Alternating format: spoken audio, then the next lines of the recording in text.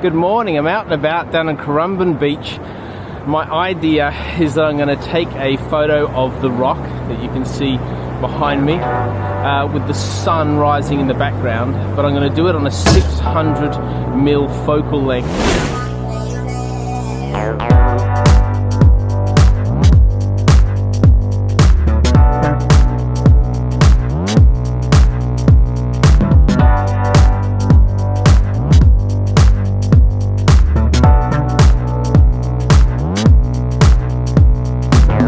Here I'm about a K away from the rock. It should look really vibrant and powerful and incredible. The reason this works is you look on photo pills, and photo pills is a wonderful way to work out where you're going to shoot, is there's a little bit of a cove. You can actually shoot across the cove to the land with the sun rising in the background. So that sun comes up real quick, and if you're not in the right place, you've literally got a minute, two tops to get the shot that you want before the sun is too high or moves out of position. The other thing to note is the sun rises on an angle. It doesn't rise straight, it rises on an angle. And so you have to predict where it's going to be for the shot that you want. It's currently low tide, as you can see. Because it's low tide, it gives me a lot more space to work with. I've already had a bit of a technical hiccup. I'm vlogging on my Insta360 as my Osmo Action has decided not to play ball today. I'm awaiting a sped up memory card, which I think is part of the issue. Can you check it out? It's an aeroplane. In these COVID times, you just don't see many of them anymore. Wow. I sound like such an alien. This is wow to an aeroplane as it comes in.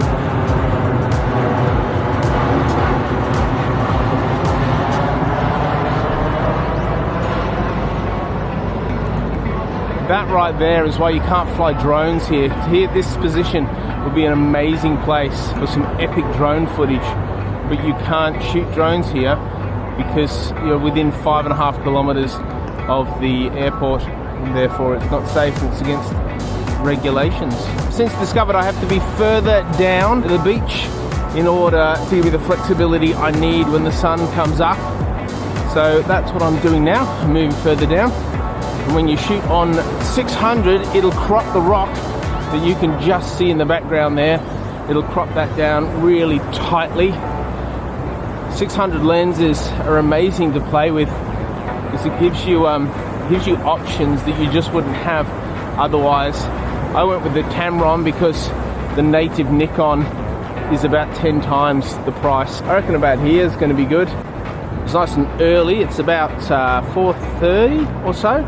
So the sky is looking really beautiful. There's already like a tinge of purple and pinks in the sky. And as you can see, it's low tide.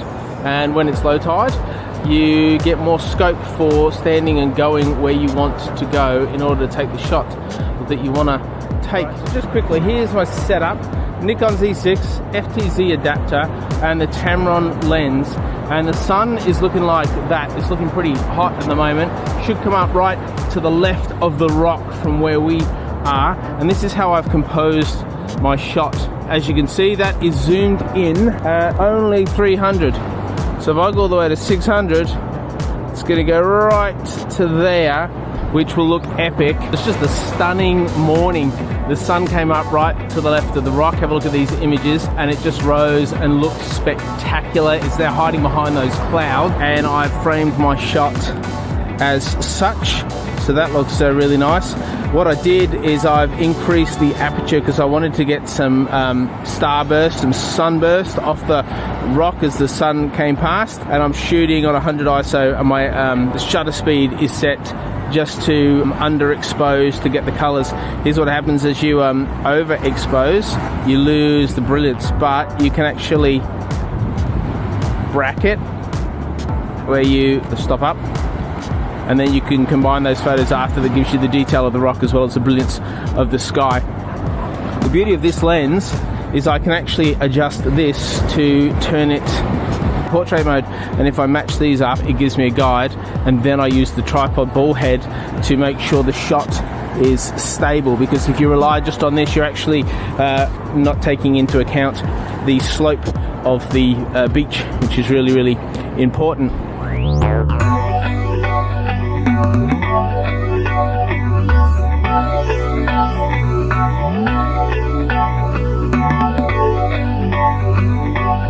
I find the other thing that's really important here is actually, if you can see this, I've actually caught some of the reflection of the water underneath.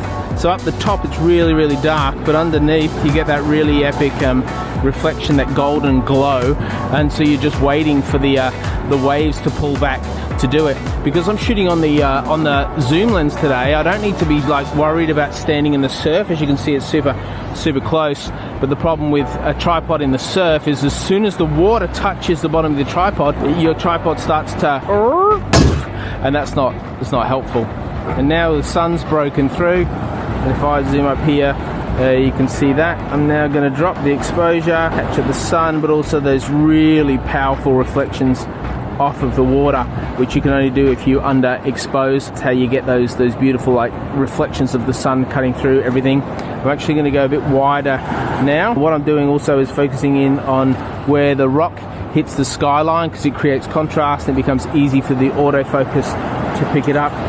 Something else I just want to point out, you can see the surfer to the right of the rock. That surfer should in a minute walk between the two rocks, which creates a really cool subject, as does this water that's popping in front of us, as does some of the action in the sea. So we just had a surf boat come past, which was pretty epic. So it's always important to remember and think about what else is happening in the scene that makes the scene unique and interesting. See the surfer now?